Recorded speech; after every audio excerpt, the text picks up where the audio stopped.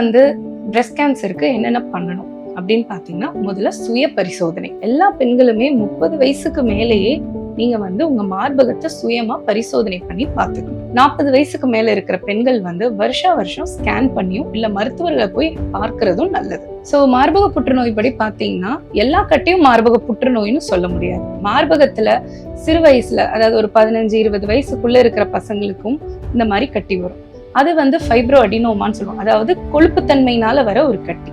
So அந்த கட்டிகளுமே வந்து நம்ம பார்க்கணும். நிறைய சின்ன சின்ன கட்டிகள்லாம் வரலாம். பால் கொடுத்துட்டு இருக்கிறவங்களுக்கு பால் சேர்ந்துறதுனால வர சீல் கட்டிகள், இந்த கட்டிகளும் வரலாம். அதே மாதிரி உங்களுக்கு சின்ன கட்டி வந்தா ஆனா டெஸ்ட் பண்ணிக்கிறது பெட்டர். ஏன்னா அது சின்னதா இருக்கும் போது நம்ம கேன்சரா இருந்தாலுமே ஆப்ரேஷன் பண்ணி எடுத்துட்டு அதுக்குரிய மருந்துகள் கொடுத்தா அது வந்து 100% கியூர் பண்ணிக்கலாம். கட்டித்தன்மை எல்லாருக்கும் வருமானு கேட்டீங்கன்னா, சில சமயம் கட்டி இல்லாமலும் வரலாம்.